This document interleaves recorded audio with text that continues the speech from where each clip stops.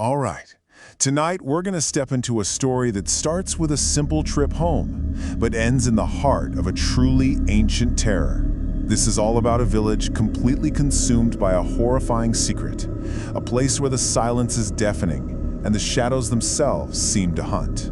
Let's get into the chilling tale of Kusumpur. So let's just dive right in with this simple, bone-chilling warning.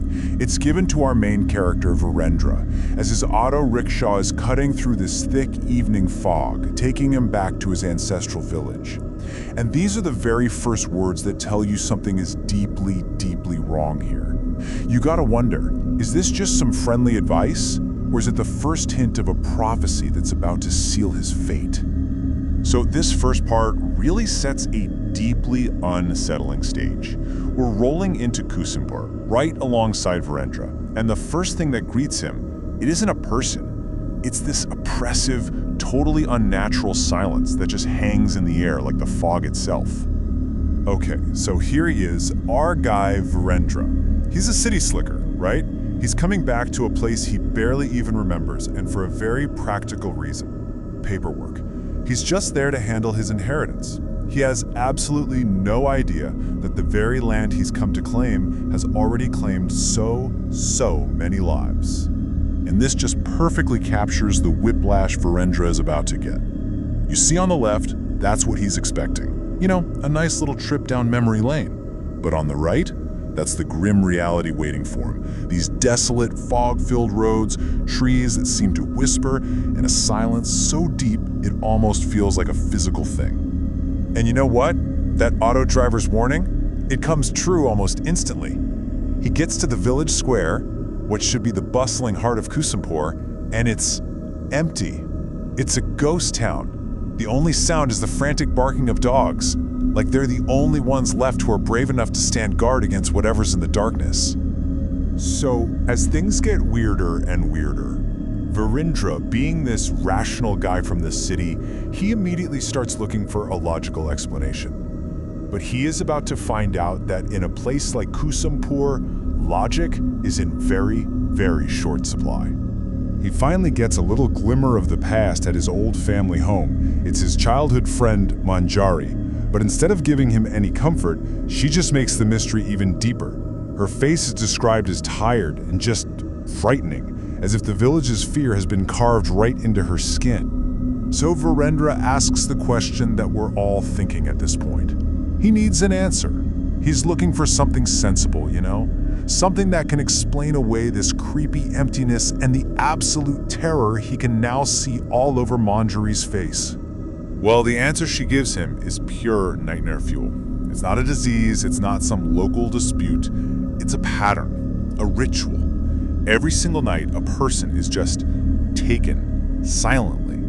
They leave nothing behind but a single scorched black mark on the ground. This, right here, is the curse of Kusumpur. And Virendra's reaction to this horrifying story? He just laughs it off. His modern urban brain just can't compute it. To him, it's just folklore, you know? A spooky story made up by superstitious villagers. He completely dismisses the very real terror he's seeing in his friend's eyes. But you know, the night has a funny way of making believers out of skeptics. All alone in that decaying old house, the silence finally breaks. He sees shadows flicker past the windows, he hears whispers on the wind, and then, the most terrifying part, a voice from inside the walls calls his name. Suddenly, the curse isn't just a story anymore, it's a guest in his home. The story is about to take a deeply personal turn now. The next morning, totally shaken by what happened, Virendra goes looking for answers, and he discovers that this nightmare isn't just happening in his village, it's happening because of his family. He tracks down the village priest, a man who looks just as ancient and weathered as the village itself. And of course, the priest knows exactly who Virendra is. More importantly, he's the one who holds the key to the dark history of the land that Virendra has come to claim. And there it is, the devastating revelation. The priest just drops this bombshell. Yes, the village is cursed, and the source of that curse, the absolute epicenter of this evil, is the land owned by Virendra's family. The horror has a home, and Virendra is its heir. The priest lays it all out for him in 3 horrifying steps. It all started with an act of sacrilege by Virendra's own grandfather, who tore down a sacred temple. But this didn't destroy the temple's guardian spirit. No, it trapped it. And now that imprisoned entity is lashing out, stealing souls one by one in a desperate, violent attempt to break free. Okay, so now we've reached the climax. Armed with this terrible knowledge and totally burdened by his family's guilt, Virendra is about to make a choice that's going to seal his fate and the fate of Kusumpur forever. So even though the priest and the other villagers are begging him not to, Virendra's mind is made up. He can't just dismiss this as a scary story anymore. This is his family's legacy, and he feels like he has to confront it. He decides to go straight to the source, the ruins of that old temple. And from here, things escalate fast. He gets to the ruins, just this desolate patch of scorched earth and rubble. He finds an old oil lamp, and in this really symbolic act of defiance, he lights it. The effect is immediate and violent. The whole ground starts to tremble, and the air just fills with these hissing sounds. He has just unlocked the door to his own doom. And who should step out of the darkness but Manjari? Only it's not the tired, frightened friend he talked to before.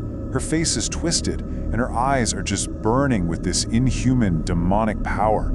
The protector spirit wasn't just trapped in the land, it was trapped inside a person.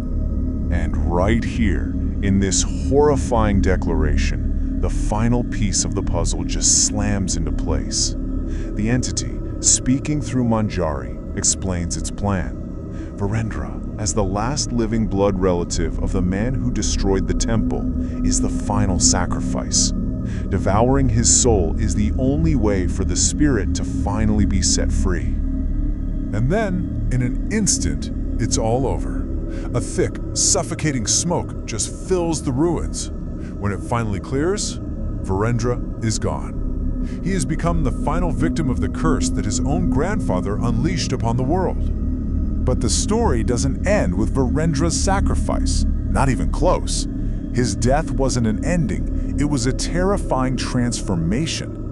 We now have to look at the grim aftermath and the new era of terror that has just dawned on the cursed village of Kusumpur. This is the bleak new reality.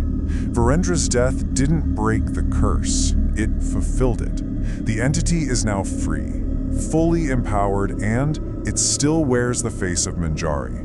She doesn't have to wait for victims anymore. She can hunt them freely, and the nightly terror in Kusumpur has only gotten worse. And so, we end right where we started, in the oppressive silence of Kusumpur, but now with a horrifying new certainty. The monster's free, the hunt is on, and the only question left is the one hanging in the air like a death sentence. In the endless nights of Kusumpur, who will be next?